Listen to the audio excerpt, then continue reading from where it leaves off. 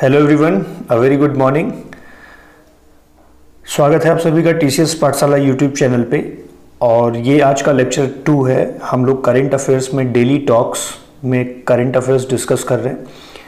और कल के लेक्चर में हम लोगों ने कुछ पॉइंट्स डिस्कस किए थे जो 19 अगस्त के थे। आज जो है वो कल के करंट अफेयर्स मतलब 20 अगस्त के होंगे और ये लेक्चर 2 होगा। लास्ट वाले लेक्चर को आपने पसंद किया और आपने रिव्यूज़ भी दिए, ज़रूर बता दिया करिए if you are liking this, और ताकि this gets me a motivation ना, तो जिससे मैं लगातार कंटिन्यू काम कर पाता हूँ और क्या कहते हैं वीडियोस बना पाता हूँ। चलिए आज के सेशन को स्टार्ट करते हैं। तो आज के सेशन में हम लोग न्यूज़पेपर से 4 पॉइंट को डिस्कस करने वाले हैं। There are 4 issues topic cover किए गए हैं। नंबर 1, पीएम केयर फंड का इशू चल रहा है, ठीक है। एक याचिका दायर की गई थी जिसमें इसके ऑडिट की बात की जा रही थी, तो क्या कहा सुप्रीम कोर्ट ने, उससे रिलेटेड एक इशू है। इसके बैकग्राउंड पे भी बात करेंगे अभी। दूसरा इशू सी ग्रास को लेकर के है। जैसे आपके लैंड ग्रासेस होती हैं, घास होती हैं, वैसे ही अंडर द सी एक क्या कहते हैं पूरा का पूरा एटमॉस्फेयर बना होता है, ठीक है, जहाँ पे जीव जंतु ढेर सारे रहते हैं, और वो उस घास को आप सी ग्रास कहते हैं। क्या उसकी यूटिलाइजेशन है, क्यों न्यूज़ में है, इन सब चीज़ों पे हम लोग डिस्कस करेंगे, ठीक है। एक और चीज़ ध्यान रखिए कि एक और मुद्दा अभी हाल ही में एमपी के चीफ मिनिस्टर ने एक अनाउंसमेंट किया था कि जो एमपी की वैकेंसीज होंगी वो एमपी के ही लोगों के लिए होंगी। तो reservation on place of birth, क्या ये सही है या क्या क्या इशू है इससे, तो इस पर डिस्कस करेंगे। और एक लास्ट इम्पॉर्टेंट टॉपिक आपके एग्जाम के लिए था, और भदभुत प्रोजेक्ट गुजरात में है, ठीक है, और क्या इसके काम है, क्यों बनाया जा रहा है, तो इन 4 टॉपिक को आज हमारे लेक्चर में डिस्कस किया जाएगा। चलिए लेक्चर को स्टार्ट करते हैं। तो before I start the lecture, last कल के लेक्चर का एक प्रश्न है जिसे आप कमेंट बॉक्स में आंसर करेंगे।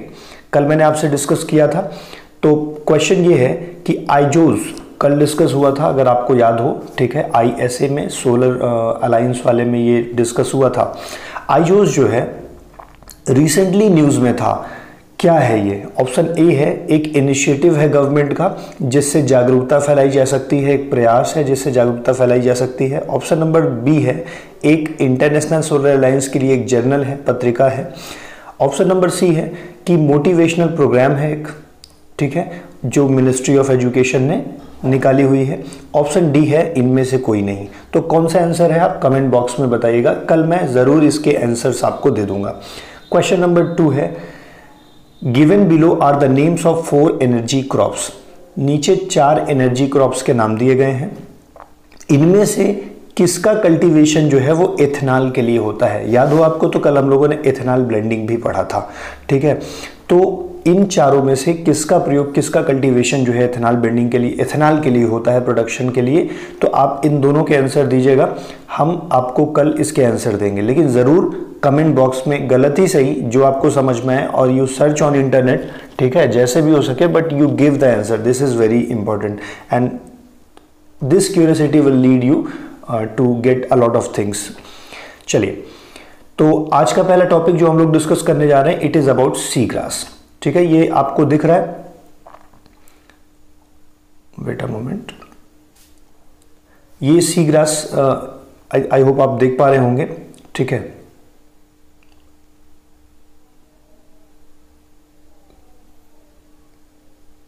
क्या हो जाता है कभी कभी, ये बुरा मान जाता है ये।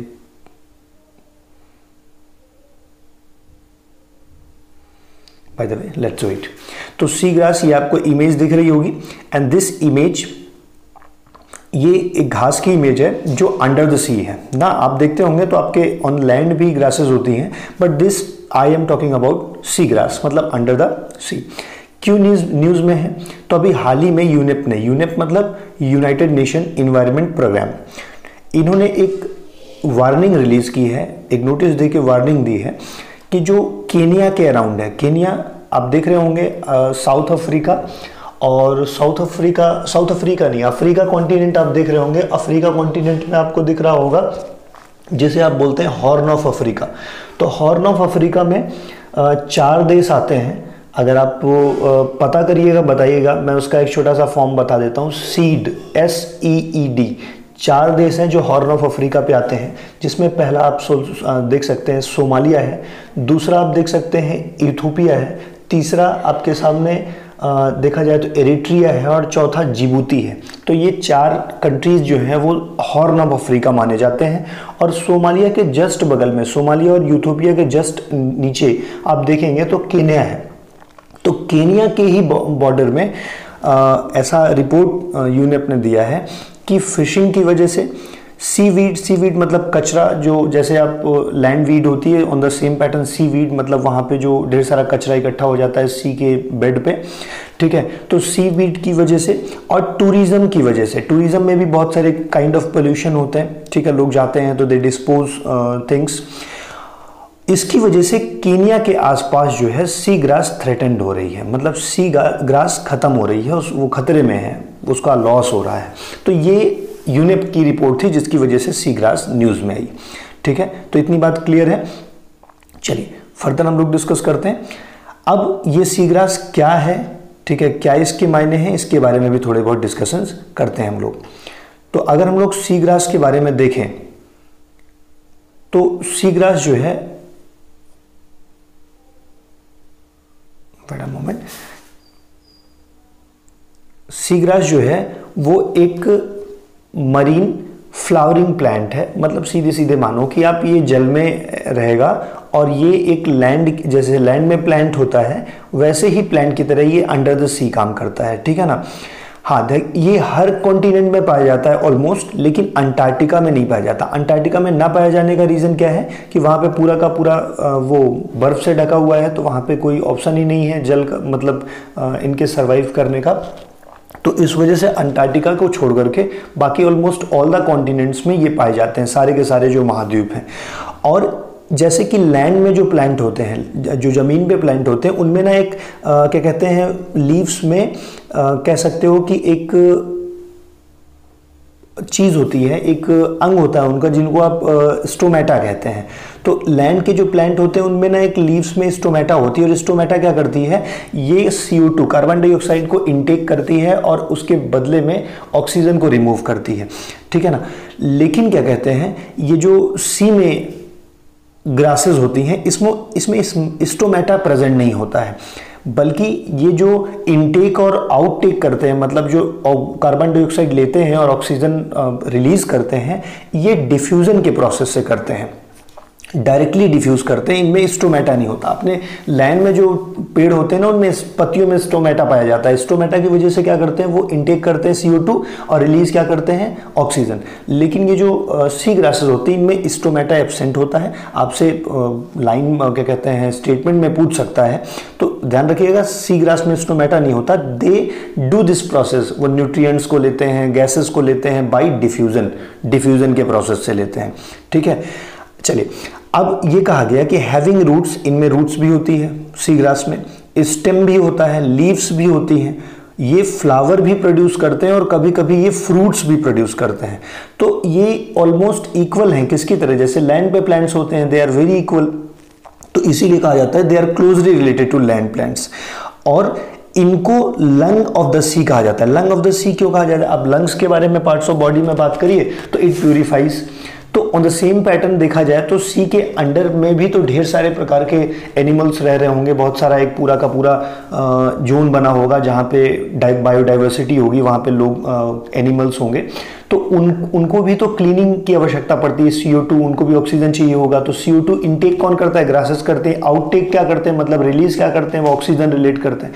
तो एक तरीके से अंडर द सी के जितने भी एनिमिलिया हैं, जितने भी प्रजातियां हैं रह रही हैं, उनके लिए ये सर्वाइवल का काम करता है। And that's why this is known as lung of the sea.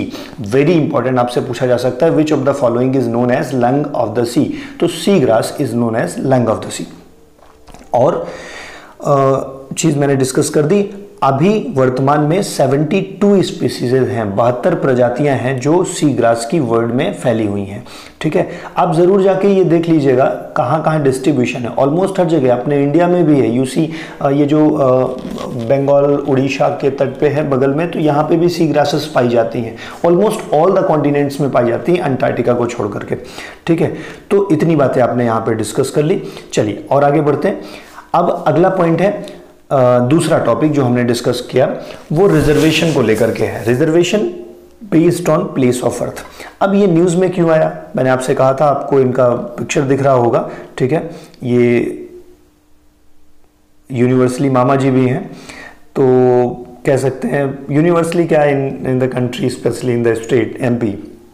तो ये शिवराज सिंह चौहान जी हैं। इन्होंने अभी कुछ ही दिन पहले एक अनाउंसमेंट की थी जिसकी क्लिप मैंने यहाँ पे डाल दी है। उन्होंने कहा था कि the jobs of MP will be secured for the children of MP.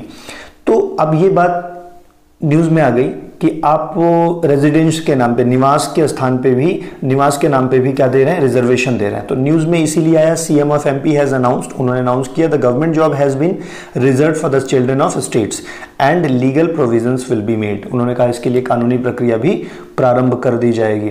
Let's see what will happen. लेकिन हम लोग समझते हैं क्या इसके मायने हैं इस अनाउंसमेंट के। तो की पॉइंट्स में आपको देखना ये है कि ये करने से क्या अच्छा होगा, क्या खराब होगा। तो मैं कुछ आर्ग्यूमेंट्स पे बात करता हूँ। पॉइंट नंबर 1 है कि अगर देखा जाए तो हमारे संविधान में जो प्रोविजन है वो आर्टिकल 16, आपको याद हो, भाग 3 अनुच्छेद 16, अनुच्छेद 12 से लेकर के अनुच्छेद 35 तक जो है आपके पास मौलिक अधिकार आते हैं। उसी में अनुच्छेद 16 आता है, 16 आता है, जिसे आप कहते हैं अवसर की समानता। तो आर्टिकल 16 कहता है equality of the opportunity. You can not discriminate, आप डिस्क्रिमिनेट नहीं कर सकते हैं, सबको बराबर अवसर मिलेगा। आर्टिकल 16 का क्लॉज ए कहता है कि equal opportunity in employment to any office of the state. State का मतलब यहाँ पे स्टेट नहीं है, कंट्री है। ठीक है, पूरा का पूरा संविधान में स्टेट बराबर कंट्री। तो आर्टिकल 16 का क्लॉज 1 कहता है कि एम्प्लॉयमेंट में इक्वल अपॉर्चुनिटी मिलनी चाहिए, भेदभाव नहीं होना चाहिए कि आपका स्टेट अलग है तो आप किसी को रोक देंगे। बाय द वे, आर्टिकल 16 का 2 कहता है कि no discrimination on the ground of religion, के रिलीजन के बेस पे, कास्ट के बेस पे, सेक्स के बेस पे, एब्सेंट डिसेंट प्लेस, मतलब जहाँ पे वो रह रहा है, प्लेस ऑफ बर्थ के बारे में, उसकी पूर्वजों के, मतलब तुम्हारे पापा ऐसे थे तो तुमको जॉब नहीं मिलेंगी ना, डिसेंट बेस का वो नहीं बनेगा। रेसिडेंस के बेस पर या इनमें से किसी के आधार पर किसी भी व्यक्ति को डिस्क्रिमिनेट नहीं किया जाएगा, उनके साथ भेदभाव नहीं किया जाएगा। और अगर ये बात कॉन्स्टिट्यूशन में आर्टिकल का 16 का क्लॉज 2 कहता है तो Shivraj Singh Chouhan, the chief minister of MP, ने जो अनाउंस किया है, एक तरीके से वो तो वायलेशन हो गया, वो एक तरीके से तो कानून का उल्लंघन हो गया। ठीक है, और एक बात और कही जाती है कि अगर ये अनाउंसमेंट होता है तो इस तरीके से ना रीजनलिज्म फैल जाएगा, हर स्टेट अपना अपना सोचने लगेगा, तो एक तरीके से डिवीजन हो जाएगा। हम जो संघात्मकता की भावना लेके चलते हैं कि मतलब सेंटर इज पावरफुल और ऑल द स्टेट्स आर दो दे हैव डिफरेंट पावर, लेकिन they are subordinate to the centre. तो संघात्मकता में हम लोगों ने भले ही उनको पावर्स दे रखी है, but ultimately they are under the control of centre. हमारे यहाँ स्ट्रॉन्ग सेंटर है, लेकिन अगर इस तरह से हो जाएगा तो रीजनलिज्म फैल जाएगा और ये यूनिटी को थ्रेटन करेगा, देश की संप्रभुता को खतरा करेगा, एकता को खतरा करेगा। राइट, तो इसलिए ये पॉइंट डिस्कशन में था। चलिए अब इस पे सुप्रीम कोर्ट का जजमेंट क्या आया। सुप्रीम कोर्ट ने ऐसे मुद्दों को लेकर के कुछ डिस्कशंस दिए। अभी एमपी वाले केस पे सुप्रीम कोर्ट का कोई जजमेंट नहीं आया, आएगा तो मैं आपको फॉलोअप्स देता रहूंगा। लेकिन सुप्रीम कोर्ट का 2019 में एक जजमेंट था जिसमें यूपी गवर्नमेंट ने यूपी ट्रिपल एस सी मतलब सबऑर्डिनेट सर्विस कमीशन, ठीक है, तो यूपी ट्रिपल एस सी ने एक नियम बनाया कि जो ओरिजिनली रेसिडेंट होंगी कहाँ की महिलाएं, जो ओरिजिनली रेसिडेंट होंगी कहाँ की, यूपी की, उनको अलग से प्रावधान दिया जाएगा, मतलब उनको प्रेफरेंस, वरीयता दी जाएगी। अब जब इस वरीयता की बात वहां पे की गई तो सुप्रीम कोर्ट ने उसे स्ट्रक डाउन कर दिया। सुप्रीम कोर्ट नहीं, इलाहाबाद कोर्ट ने उसे स्ट्रक डाउन कर दिया। कहा तो 2019 के डिस्कशन में, ठीक है, उन्होंने क्या कह दिया, हाई कोर्ट ने इलाहाबाद के, कि दिस इज नॉट गुड, ये सही नहीं है, ये डिसीजन नहीं लागू हो सकता।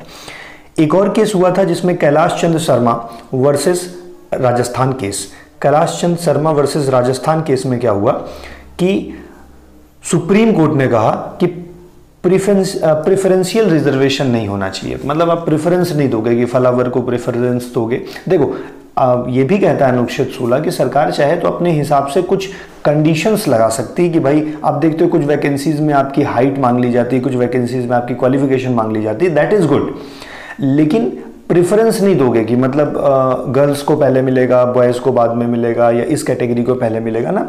तो ये सुप्रीम कोर्ट ने कहा कि प्रेफरेंशियल जो रिजर्वेशन होगा ये नहीं होना चाहिए। लेकिन एक अपवाद भी 1955 में रहा, डीपी जोशी वर्सेस मध्य भारत। मध्य भारत इसलिए कहा गया कि मध्य प्रदेश तब अलग राज्य नहीं बना था। It is the matter of 1955, और मध्य प्रदेश कब बना है? 1956।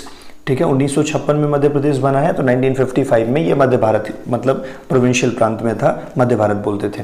तो उसमें कहा गया कि डोमिसाइल रिजर्वेशन जो है, मतलब जो निवास के आधार पर रिजर्वेशन है, वो दिया जा सकता है, लेकिन केवल कहाँ? एजुकेशनल इंस्टीट्यूशन में, और कहीं भी नहीं। राइट, सो 1955 के ये केसेस हैं। मैंने तीनों केसेस आपसे डिस्कस कर दिए, मैंने ये भी बता दिया क्यों न्यूज़ में था। फर्दर अभी इस पर जो भी डिसीजन होगा मैं उसके फॉलोअप्स आपको न्यूज़ में देता रहूँगा। राइट, इसके बाद एक इम्पॉर्टेंट इशू है जिसमें सुप्रीम कोर्ट ने मना कर दिया कि पीएम केयर्स फंड जो होंगे उनकी ऑडिट कैग नहीं करेगा। कैग का मतलब कंट्रोलर एंड ऑडिटर जनरल। आप मुझे कमेंट बॉक्स में बताइए कि कंट्रोलर एंड ऑडिटर जनरल संविधान के किस अनुच्छेद में दिया गया है। आप ये चीज़ उसके बारे में जाइए पढ़िए और मुझे बताइए कंट्रोलर एंड ऑडिटर जनरल किस अनुच्छेद में दिया गया है। And also try to tell, ना लिख पाइए तो आप एटलीस्ट पढ़ लीजिएगा इसके काम क्या होते हैं। राइट, क्या हुआ? PM cares fund, PM cares fund को कहा गया कि no audit by CAG, CAG audit नहीं करेगा। तो उन्होंने कहा कौन ऑडिट करेगा? तो ऑडिट कोई भी एक प्राइवेट हायर्ड पर्सन करेगा, जो भी मतलब सीए होगा, लेकिन वो कैग के अंतर्गत नहीं आता। उसके रीजन उन्होंने दिए। पहली बात तो ध्यान रखिए ये न्यूज़ में क्यों आया, तो आरटीआई की वजह से आया। लोग लगातार इस बात की डिमांड कर रहे हैं कि why you are not telling about the fund raised by PM cares, क्योंकि लोगों ने पैसा दिया है तो लोग उसकी जानकारी चाहते हैं कि आपने कहाँ पे खर्चा किया है। अब इस पे पीएम ने लगातार मना कर दिया कि नहीं, इसकी कोई जानकारी नहीं दी जा सकती है, इट इज़ नॉट कॉन्स्टिट्यूशनल, कि मैं प्रतिबद्धता नहीं है, कंपल्सन नहीं है कि मैं जानकारी दूं। अब इस पे लोगों ने आरटीआई दाखिल कर दी, जिसको पीएमओ ने रिजेक्ट कर दिया। और इस हाल ही में एक न्यूज़ आई थी जिसमें गवर्नमेंट ने कहा था कि जो पीएम केयर्स फंड के पैसे हैं उसको एनडीआरएफ में हम लोग डाल देंगे। एनडीआरएफ का मतलब नेशनल डिजास्टर रिस्पांस फंड, मतलब जो आपदा के लिए होता है, आपदाओं के लिए। तो इस पे भी बात थी कि भाई आप अलग से पैसा जिसके लिए इकट्ठा किए उसको एनडीआरएफ में क्यों डाल रहे हो। ये सब मुद्दे थे जिसकी वजह से ये न्यूज में था। अब सुप्रीम कोर्ट ने अपनी कुछ वकालत उस पर दी है। क्या कहा उन्होंने कि it is a public charitable trust, ये कोई संवैधानिक नहीं है, ये पब्लिक चैरिटेबल ट्रस्ट है। And there is no provision for audit in PM's citizen assistance and relief emergency. ये फुल फॉर्म है, आप जरूर ध्यान रखिएगा। This is wait a moment, this is full form PM प्रधानमंत्री PM citizen assistance and relief in emergency situation, PM cares, cares का full form है ना, फंड बाय कैग। तो उन्होंने कहा कि जब ये पब्लिक चैरिटेबल ट्रस्ट है तो कैग इसमें ऑडिट क्यों करेगा। ठीक है, दूसरी बात उन्होंने कहा कि एससी ने कहा कि ये जो पैसा पीएम केयर का था इसको एनडीआरएफ में भी नहीं भेजा जा सकता, क्योंकि it is not given for NDRF ना, ये एनडीआरएफ के लिए नहीं दिया गया है। So it is a public charitable trust, तो इसको जिसके लिए यूज़ करना होगा वो पब्लिक यूज़ में होगा। It should not be transferred in NDRF because NDRF is made by an act. NDRF का तो जो मेकिंग हुआ है, बना है, वो एक्ट के माध्यम से बना है, जबकि ये जो पीएम केयर्स है ये किसी एक्ट के माध्यम से नहीं बना, ये तो आपदा में एक सहयोग के लिए ऐसे बन गया था। ठीक है, तो दोनों चीज़ें मना कर दी कि ऑडिट कैग नहीं करेगा, और दूसरी बात कि इसे एनडीआरएफ में भी ट्रांसफर नहीं किया जा सकता है। राइट, तो ये दो बातें मैंने आपसे डिस्कस कर ली। आप जरूर मुझे बताइए एनडीआरएफ किस एक्ट के अंतर्गत बना था, कमेंट बॉक्स में जाइए पढ़िए एनडीआरएफ का काम क्या होता है, कब बना। Right, you should read it, you should make a notes, आप नोट्स बनाइए। You can also click the photo and give in the comment box. ठीक है, what ever you feel comfortable with, I don't say it is compulsion, लेकिन ज़रूर कुछ मेहनत आप करेंगे, थोड़ी सी मैं करूँगा, so it will be profitable for you. एक लास्ट टॉपिक है आज का, और दिस इज बदबूत प्रोजेक्ट। बहुत इंपॉर्टेंट नहीं था तो इसलिए मैंने बहुत ज़्यादा कवर नहीं किया, छोटी छोटी बातें आपको याद रखनी है। ये पहली बात तो गुजरात में है बदबूत प्रोजेक्ट, भरूच गुजरात में, ठीक है। और अभी हाल ही में गुजरात गवर्नमेंट ने इसको अलाउ कर दिया है, कॉन्ट्रैक्ट दे दिया है कि बदबूत प्रोजेक्ट बनेगा। बदबूत प्रोजेक्ट जो है वो नर्मदा रिवर पर लोकेटेड है। नर्मदा रिवर, आपको मुझे बताना है, नर्मदा और तापी दो ऐसी रिवर हैं जो वेस्टर्न साइड ऑफ इंडिया गिरती हैं और खंभात की खाड़ी में गिरती हैं। आप मुझे ये ज़रूर बताइए, दो रिवर जो होती हैं या तो डेल्टा फॉर्म करती हैं अपने माउथ पे, और या तो एस्चुअरी फाउंड करती हैं। तो ये नर्मदा क्या फाउंड करती है? ये एस्चुअरी बनाती है और या डेल्टा बनाती है। मस्ट रीड इट, और डिफरेंस भी पढ़िएगा डेल्टा और एस्चुअरी में क्या होता है। तो ये डिस्टेंस दिया है 5 किलोमीटर, कहाँ से? बदबूत विलेज है वहाँ से, और 25 किलोमीटर की दूरी है mouth of Narmada river, Khambhat की खाड़ी जो है, ठीक है। और ये जो प्रोजेक्ट है बदबूत रिवर का, ये कालासर प्रोजेक्ट है। कालासर प्रोजेक्ट एक लंबा प्रोजेक्ट है जिसमें पहले तो 60 किलोमीटर्स डैम बनाने की बात थी, लेकिन बाद में उस पर करेक्शन होते होते it is now 30 kilometre dam. पूरे के पूरे गल्फ ऑफ खंभत पे 30 किलोमीटर तक डैम बनाना है, भरूच से लेकर के भावनगर डिस्ट्रिक्ट तक, और उसी के यूनिट पार्ट में, छोटे छोटे पार्ट में कंप्लीट होना है। तो उसी का एक पार्ट है ये बदबूत प्रोजेक्ट। तो किसका ये पार्ट है? ये कल्पासर प्रोजेक्ट है। कल्पासर के लिए मैंने थोड़ा सा लिख भी रखा है, आप देखिएगा। कल्पासर का मतलब है कल्पसर। कल्पसर में देखेंगे तो कल्प वृक्ष से जोड़ सकते हैं, मतलब कल्प मतलब विश होता है। तो कल्पसर का मतलब है, कल्पासर का मतलब है अ lake fulfil all the wishes, ठीक है। और ये बांध क्यों बन रहा है? तो सिंपल सा बात है, बांध बनते हैं तो वाटर की हार्वेस्टिंग करने के लिए, तो इरिगेशन के लिए, ड्रिंकिंग के लिए, इंडस्ट्रियल पर्पस के लिए। तो कल्पासर प्रोजेक्ट का क्या है?